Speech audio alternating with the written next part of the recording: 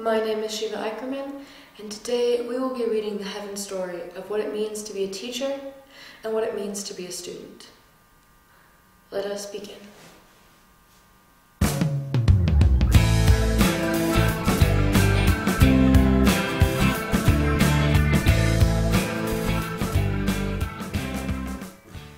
Once there was a lake, a big, beautiful, dark lake, and it sat in the middle of a forest clearing, untouched, undisturbed. Every morning the deer would come and drink from one side, and the wolves would come and drink from the other. It was a place of peace and a place of tolerance. It was beautiful. Just near the lake was a little creek. The creek was fast-moving and chaotic and always rushing over rocks. Anything too small would get swept away. But young animals loved to play in the water. Every morning, bears could be seen rolling around and cooling off and catching fish. One day, the little creek looked over and noticed how everyone was gathered by the lake. It was a hot day and the summer sun was beating down, and everyone was playing in the lake's cool, deep water. And the creek felt jealous. He thought to himself, why is no one playing in my water? Am I not good enough?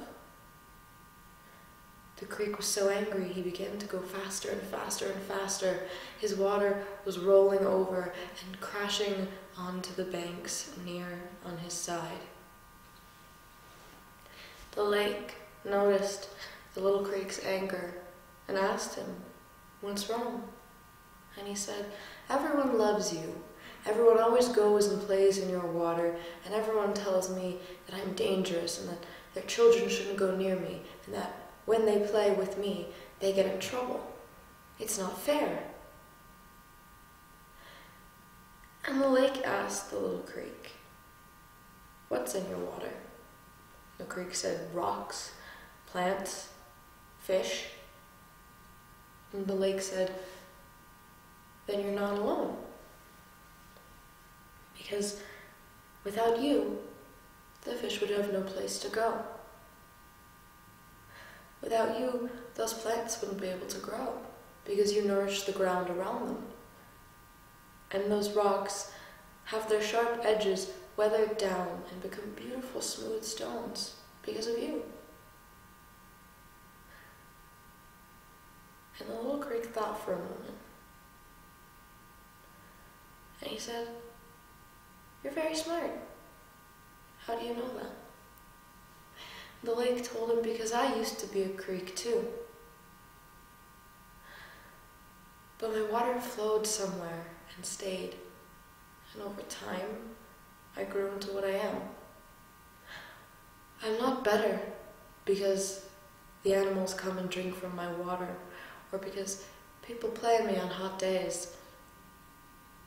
And you are not lesser because you are fast-moving or unsafe.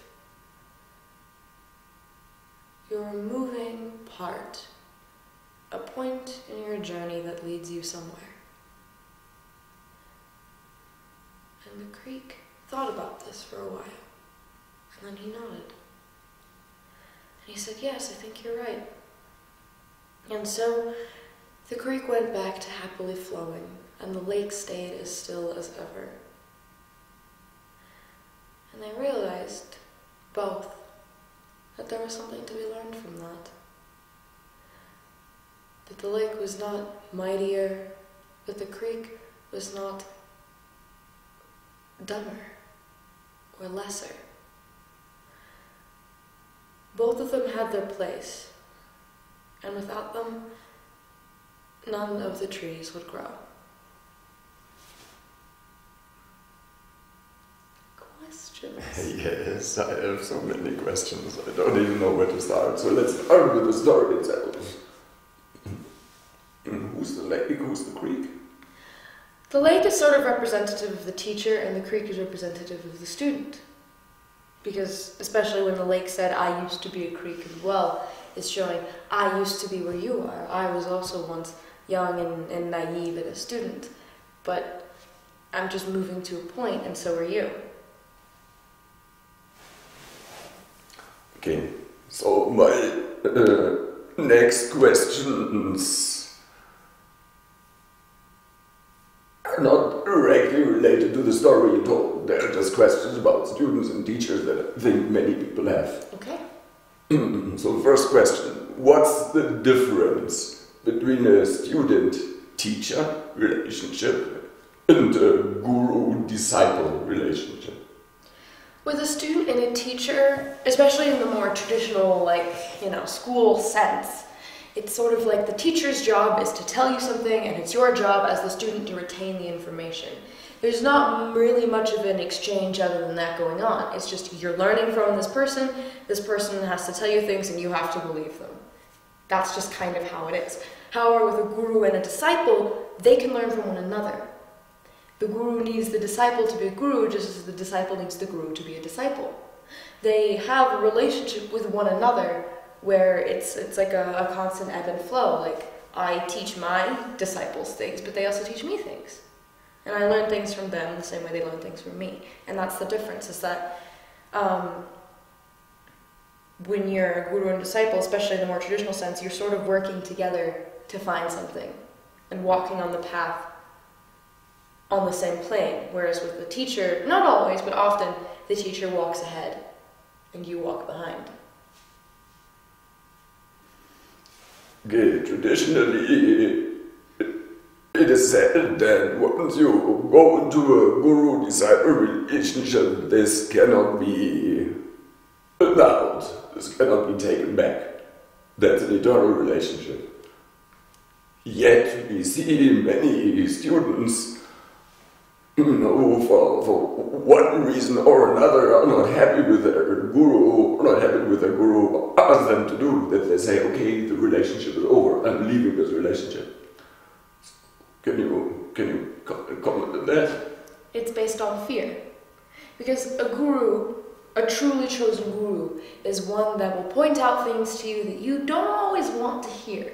They'll tell you how wonderful you are and what an amazing being you are, and they will also smack you upside the head and tell you everything you're doing wrong. That is their job. That is what you ask them to do. And if you can't handle that, if you can't handle the guru telling you to acknowledge one of your flaws or do something that's difficult, then you will run away. That is what people do. If they don't like something, they leave. Either they break it or they leave, and you can't really break a guru, so you leave. And it's all based on the fact that person cannot see or accept a part of themselves. And that's obviously not accounting for if your guru is a jerk to you and doesn't treat you right and just constantly berates you. That's something different. But in the most general sense, it is usually because you were afraid of what they have to say. So, as a student, how can you distinguish between guru really treating you unfairly and you just not wanting to hear the truth? The difference is actually how you feel about it, how you react to it. Because offense and fear can be mistaken for one another all the time. It's pretty easy to do. However, the difference is that when your guru tells you something and it's true, on some level you will know it's true, and you will not like that. The reaction is very instantaneous. However, if the guru is just saying mean things or just being cruel and unfair and exercising their power over you because they're on some kind of trip or whatever, in that sense, you will know, because it's not that you will feel called out, it's you will feel hurt. It's a feeling of betrayal because you expect this teacher to help you and they didn't. So if you're not sure, I would always look, am I feeling betrayed? Or am I feeling like a knee-jerk reaction of that's not true? And what's more, which is which? Betrayal is when your guru is being mean. It's when they're using their power over you as a disciple and And when you feel that's not true, this is just the truth you don't want to accept. Yeah, it's like when you feel angry, you know, and someone says, hey, you're doing this thing and hurting people. A lot of people will go, that's not true, I'm not like that, I'm not a bad person. And no, you're not a bad person. But maybe you should stop doing that. It's that kind of feeling. Okay, so do you have any tips for gurus and teachers? And do you have any tips for disciples and students how to make the whole relationship a fruitful and happy one? For gurus and teachers, my recommendation would be to listen. Listen to what your disciples and students have to say, because I'm guilty of it, and every single guru in the world is guilty of it at some point. You are the guru, so obviously, on some level, you know, objectively speaking, more than your disciple does. That's why you're the guru. And so often you will think, well, I know best, I don't have to hear what they have to say, but that's not true. That is the biggest mistake you can make, is not listening to what your disciple has to say, because they see the world differently than you. They see the world from someone whose main objective is to learn. Therefore, they see things you don't, as someone whose objective is to teach. So always listen to them. It is the most important thing in the whole world, because what they have to say is very important. And for disciples and students, I would say don't be afraid to correct. If your guru or your teacher says something wrong, do not be afraid to say, hey, that's wrong. You're not right. Just because they're the guru doesn't mean they're infallible or always correct or all-knowing or all-seeing. I've been wrong, he's been wrong, Agni's been wrong, Mara's been wrong. Every single teacher has been wrong at some point. And it's okay to say that. They're not going to get pissy with you, and if they do, then they need an attitude readjustment. They're not going to say that you're a bad student or kick you out or whatever else. If they're a good teacher, they're going to say, thank you for letting me know, and they're going to look into it. There has to be an open communication between the two of you. And if you're too afraid to tell them things or to correct them, you're not going to be happy in that relationship. Can I add something from my experience? Of course. Because in my experience, a good, conscientious guru is not wrong in what he sees. He may just be wrong in the conclusion of what he sees. Well, yeah, of course. That's really important, because when as a student you think, hey, you're wrong, and you're likely to miss the truth that the guru was pointing to in the first place. I've seen that happen a lot of times, but on both sides of that problem myself. So sometimes it took me a long time to see the truth behind something that Agni told me, because I was just hung up on his suggestion how to deal with it, because I thought his suggestion how to deal with it was definitely wrong, but the truth, the core of truth, was true. Of course, and that's why I'm saying there needs to be an open communication. Because if one side is steadfast in either not listening or not saying anything, you'll never come to the correct conclusion. You know, it is much worse to sit there, hear a suggestion on how to deal with it that you think is wrong, and just nod and smile and then not do it, rather than to say, hey, I don't agree with that, and then find a point of communication.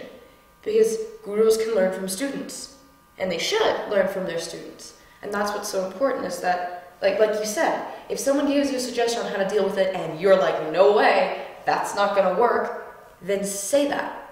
But again, like you said, do not ignore the core of truth. That's why you have to talk to one another, not as a point of authority figure and, you know, lesser, but as a point of equals. Yes, I'm teaching you, that does not mean I'm better than you. Okay, so any final notes on that? Any final notes? Gurus, respect your students. They're not stupid. They're not unknowledgeable. They're not, in many cases, ignorant. They're not children, you know? They're not little kids that you have to baby and coddle. They're people, often your age, and you should treat them with the same respect that you would treat someone who is not a disciple. And disciples, your teachers, are not all-knowing and all-seeing. They can see things that you can't, and they almost always see the truth. Doesn't mean that they're always right, or that doesn't mean that they always have the answers, and you shouldn't expect them to. So in short, just love each other. Okay. Thank you. You're welcome. Bye bye.